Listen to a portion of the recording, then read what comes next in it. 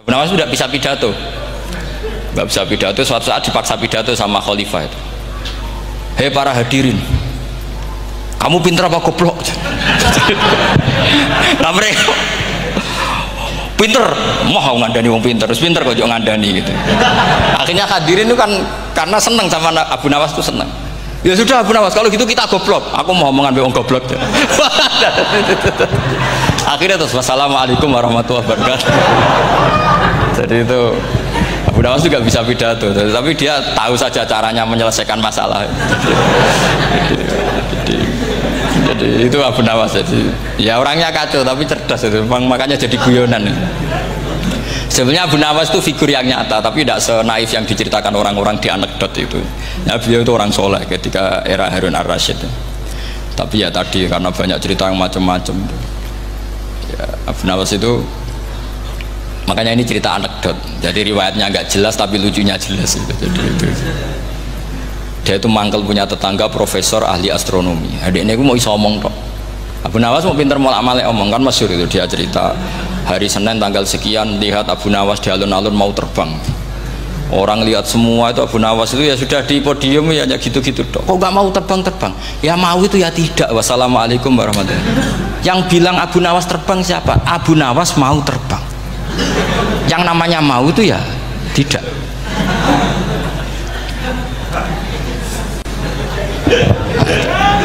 Pernah dia itu lomba sama Harun ar-Rasyid, siapa paling banyak pengunjung rumahnya di alun-alun. Harun ar-Rasyid bikin khemah, dia bikin khemah. Tentu cerita ini bohong, yakini ini bohong, makanya ini bohong tenang. Makanya ini anekdot, hanya guyonan. Harun ar-Rasyid karena dia raja itu ada apel, ada makanan macam-macam.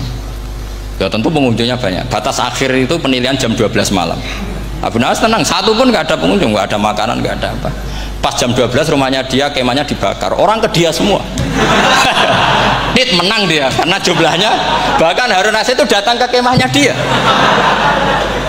karena lombanya kan pengumpulan massa terbanyak tit jam 12. Harun ar-Rasyid pikirannya santri ya sugoi jajan nggak mesti teko, pikirannya gitu. Abu Nawas pikirannya beda, jenis ono kebakaran pasti datang. Wes dihitung biaya khemah sama hadiahnya banyak hadiahnya.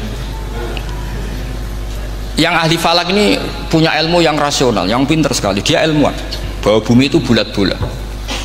Nah saya lagi tren meyakini bumi flat nih, ya kacau nih. Mau gara-gara penjelasan sing sepihak. Ini gua nganggur. Lah wong ilmuwan kok sentimennya perkara wedi duit. Nggak boleh ilmuwan menyebut sentimen apa? Uang. Akhir bumi itu bulat-bulat. Jadi kalau Anda jalan ke timur terus nanti ke titik yang sama. Abu Nawas ora paham karena dia memang nggak ahli sains gitu.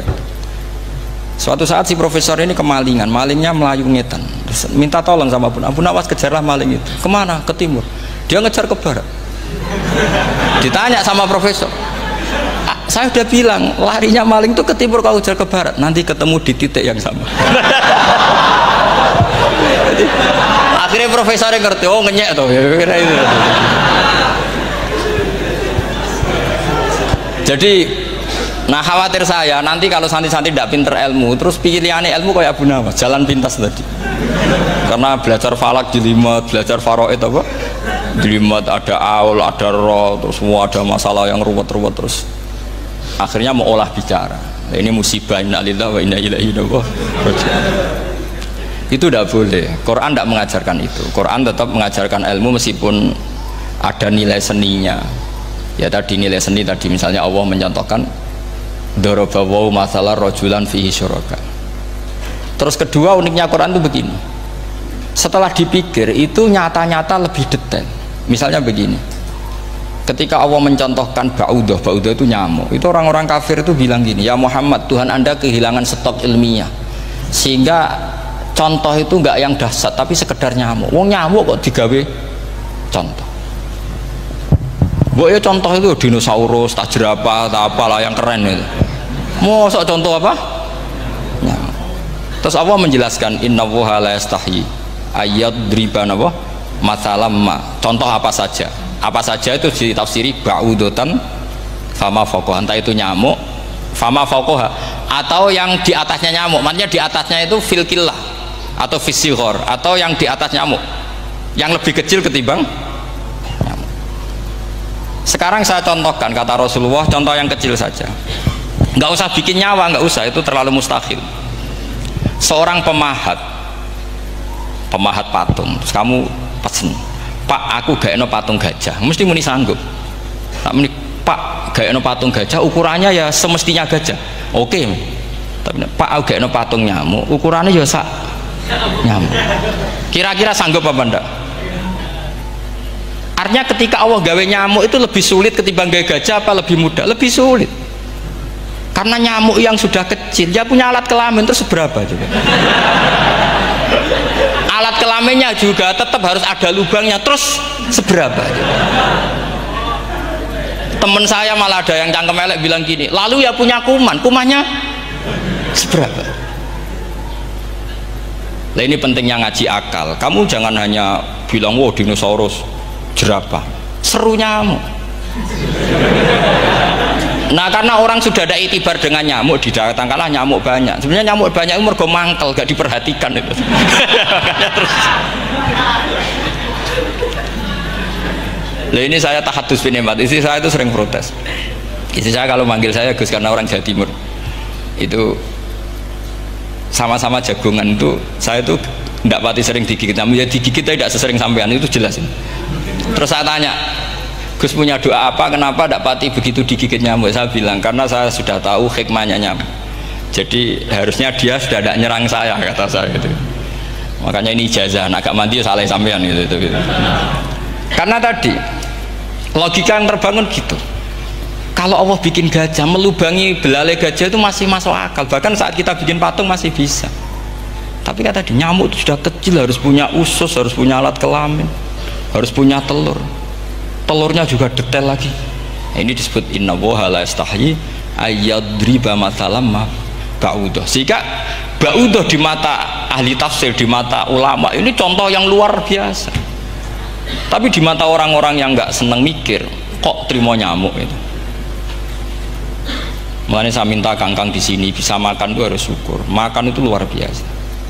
Saya itu sering nyontohkan di Jogja ini. Saya punya teman sakit, kalau nggak ada obat dari Belanda itu mati. Kalau ini nggak dapat obat bagus dari Belanda atau dari Jerman itu meninggal. Berapa bulan lagi matinya? 3 bulan. Kalau nggak sampai dapat obat mati 3 bulan. Oh masih mandi obat yang di Jogja, apa itu makan atau minum? Kalau orang tidak minum tidak sampai 3 bulan sudah mati. Boy orang itu mikir seperti itu. Tapi kita ini kalau obat dari Jerman, dari Belanda itu hebat. Kalau enggak kita mati sebulan lagi, 3 bulan lagi. Allah bikin obat pada kita tiap hari, yaitu kita bisa makan, bisa minum. Itu kalau sekali nggak makan 5 hari bisa mati sama. Tapi kita kan ngakan tuh hal yang biasa, nak duit iso utang terus dianggap biasa. Ini kalau ulama masalah besar.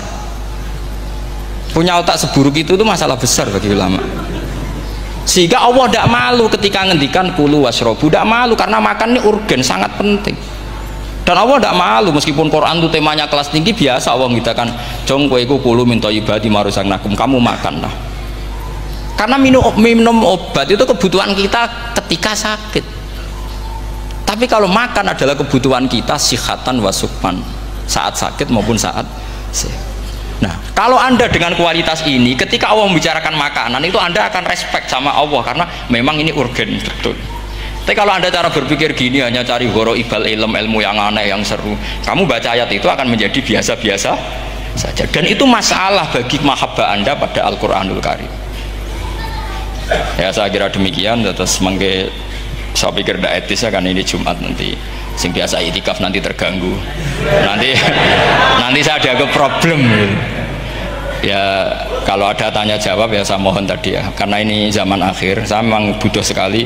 Kenapa saya mau datang? Satu, hormat Kiai Hanan.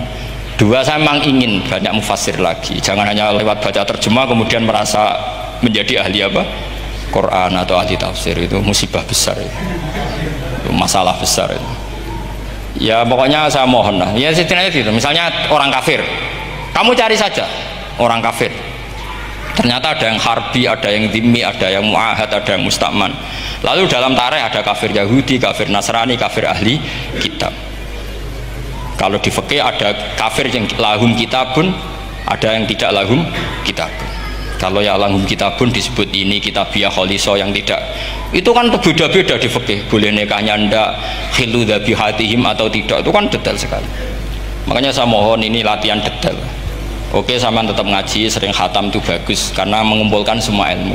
Tapi sampean harus menganalisis secara apa? Saya dulu ngaji Mbah Mun Muslim ya kilatan, tapi saya ngapalkan sama Gus Subab. Gus Subab putranya Mbah Mun, dulu muridnya Said Muhammad.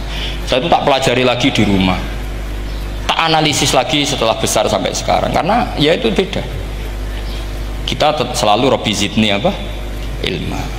Misalnya begini, contoh ya, contoh. Kita mungkin tahu maknanya ayat tertentu itu begini. Misalnya begini. Faqula lahu qaulal layyinan la'allahu yatadzakkaru aw yakhsha. Musa dan Harun, jika kamu datang ke Fir'aun, maka kalau ngomong, kalau dakwah itu qaulal layyinan, dengan dakwah yang halus. Nggih, qaulal layyinan. Ini bagi yang ekstremis harus baca dialek ini. Ini kisah nyata yang diceritakan Habib Zain bin Semit ketika ngarang Al-Manhajus Sawi. Juga diulang-ulang di beberapa kitab. Suatu saat ada ustadz, corong Jawa Kemelindi, datang ke Harun Ar-Rasyid. Harun Ar-Rasyid ini Banil Abbas, termasuk zuriyahnya Abdullah bin Abbas. Karena Harun Ar-Rasyid sebagai khalifah tentu salahnya banyak ya. Namanya pejabat pasti salahnya banyak. Meskipun kebaikannya juga banyak, tapi salahnya juga banyak. Kalau kita kan tidak pejabat, salahnya tidak banyak, tapi prestasinya juga tidak banyak. Ya kan, misalnya ada tamu Raja Salman, katanya hormat tamu wajib, kamu kan tidak bisa hormat. Karena dia juga tidak mau dihormati kita kan. Nah terus si ustadz tadi datang begini, saya itu masih hafal teksnya. Ya Amirul Mukminin, inni nasihun lak famusyaddidun alaika fala tajidanna ala nafsika fi nafsika alayya syai'an. Saya ini mau nasihati Anda, tapi saya maaf sekali karena nasihat saya ini kasar sekali. Musyaddid itu kasar, keras. Fala tajidanna fi nafsika alayya syai'an. Saya mohon jangan dimasukkan hati lah. Makanya terjemah bebasnya jangan masukkan hati. Katanya Harun Rasyid langsung marah. Uskut ya jahil, kamu itu ustadz bodoh, kamu tidak boleh keras sama saya. Dia masih bantah, saya keras sama Anda karena Anda salahnya banyak. Terus apa kata Harun Ar-Rasyid? Inna wa ta'ala qad arsala man huwa khairum minka ila man huwa syarrum minni wa ma'adzalika qala ta'ala faqula lahu qaulal layyinan. Allah mengutus orang yang jelas lebih baik ketimbang kamu, yaitu Musa dan Harun. Musa dengan ustadz ini baik mana? Tidak, sama jawab saja. Baik Nabi Musa kan. Ilaman huwa syarrun minni. Fir'aun dengan Harun Ar-Rasyid buruk mana? Buruk Fir'aun. Itu saja masih dengan etika faqula lahu qaulal layyinan. Musa dan Harun kamu harus sopan. Dakwai Fir'aun wajib sopan, dakwai aku ora sopan. Nah ini sudah iktibar dari terjemah netral atau terjemah yang datar bahwa Allah ngutus Musa dan Harun ke Fir'aun dan Musa dan Harun diharuskan kaulal layinan, tapi menjadi energi mafhum yang luar biasa. Nak dakwai Fir'aun wae kaulan layinan, apa maneh dakwai podo-podo mukmin. Makanya kata Harun Rasyid, uskut ya jahil, inna wa ta'ala qad